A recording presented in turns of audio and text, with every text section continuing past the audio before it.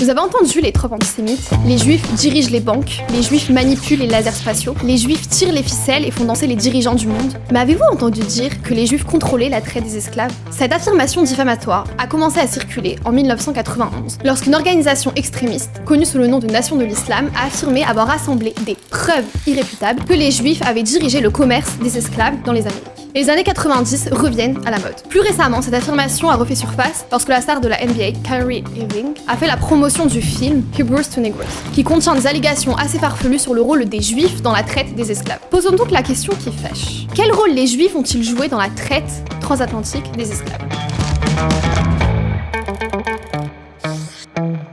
L'Amérique est magnifique, pleine de grandes demeures aérées et de forêts de chênes ruisselantes de mousse espagnole. Mais sa richesse est construite sur le dos de plus de 4 millions d'esclaves, contraints de cueillir et de traiter le coton et le tabac qui dominaient l'économie du Sud. L'esclavage faisait partie intégrante du climat financier et social. Près d'un tiers des familles du Sud possédaient des Africains réduits en esclavage. Les riches blancs du Sud qui pouvaient se permettre de posséder des esclaves le faisaient probablement. La plupart des Américains possédaient d'autres êtres humains ou bénéficiaient indirectement de l'économie du travail forcé. La petite communauté juive du sud des États-Unis au 19e siècle en faisait partie. Des juifs possédant des esclaves, on parle bien de la même communauté qui célèbre sa propre libération de l'esclavage à chaque Pâques, n'est-ce pas? La même nation qui a donné au monde la phrase classique « Let my people go ».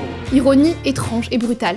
Mais c'est vrai. Bien sûr, les données de recensement suggèrent que les juifs ont réduit en esclavage beaucoup moins de personnes que les chrétiens blancs moyens du Sud. Je veux dire qu'environ 12 000 sudistes ont réduit en esclavage plus de 50 personnes. Vous voulez deviner combien de ces personnes étaient juives? 20. Prétendre que les juifs avaient une sorte de monopole de l'esclavage est donc assez ridicule. Il n'en reste pas moins que certains juifs ont réduit en esclavage des Africains kidnappés. Les statistiques sont encore plus frappantes si l'on s'intéresse aux Caraïbes, à l'Amérique du Sud, où les juifs étaient tout aussi susceptibles que leurs voisins non-juifs de posséder un esclave. Il s'agit là d'un héritage inconfortable à gérer, c'est certain. Mais il n'est pas inhabituel. Les juifs n'étaient pas proportionnellement plus nombreux à posséder des personnes réduites en esclavage. Et ils n'étaient certainement pas plus susceptibles de... Comment la nation de l'islam, dit-elle, contrôler l'ensemble du commerce des esclaves? Oui, eh bien non. D'où ce mensonge vient-il? Je ne voudrais pas être trop polémique, mais je pense que l'on peut dire que les juifs vivant dans l'Europe du XVIIIe siècle ne se portaient pas très bien.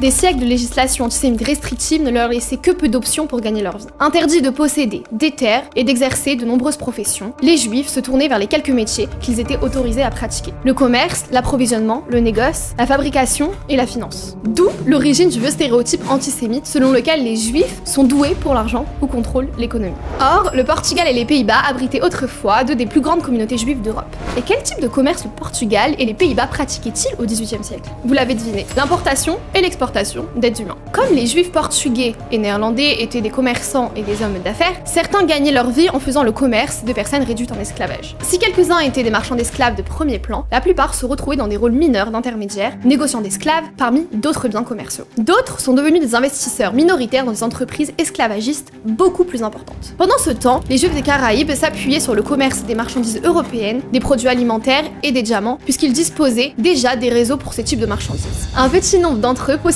des navires négriers ou revendaient des personnes réduites en esclavage. Dans l'ensemble, le rôle des juifs dans la traite des esclaves était minime. Les spécialistes estiment qu'une douzaine de juifs du monde anglo-saxon ont participé à l'un ou l'autre aspect de la traite atlantique des esclaves.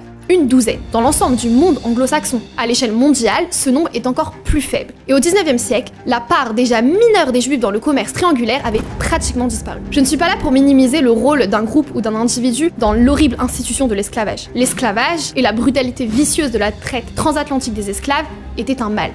Point final. Ce n'est pas parce qu'il était largement accepté dans la culture de l'époque qu'il était moins mauvais. Mais il y a une raison pour laquelle nous ne sommes pas ici aujourd'hui en train de parler du rôle des catholiques, des arabes ou des africains de l'Ouest dans la traite des esclaves. Il y a une raison pour laquelle vous n'avez probablement pas autant entendu parler du rôle de ces groupes dans la traite des esclaves. Et non, ce n'est pas parce qu'ils n'ont pas joué de rôle.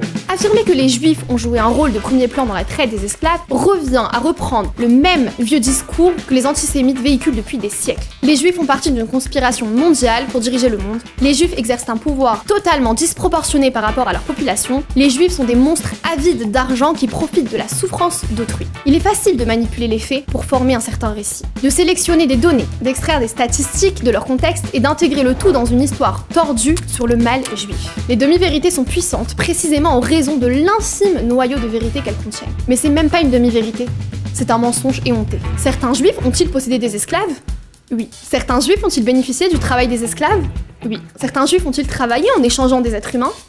Oui. Cela signifie-t-il que les Juifs contrôlaient le commerce des esclaves? Qu'ils ont tiré un profit disproportionné de l'achat et de la vente de leurs semblables? Ils sont les premiers responsables de centaines d'années de misère, de souffrance et de vol? Absolument pas. C'est ce qu'on appelle un mensonge. Un mensonge qui suscite la haine d'une infime minorité et qui dresse l'un contre l'autre deux groupes qui ont été persécutés. Il nous appartient de regarder les faits en face et de démolir les mensonges haineux qui ont été construits autour d'eux.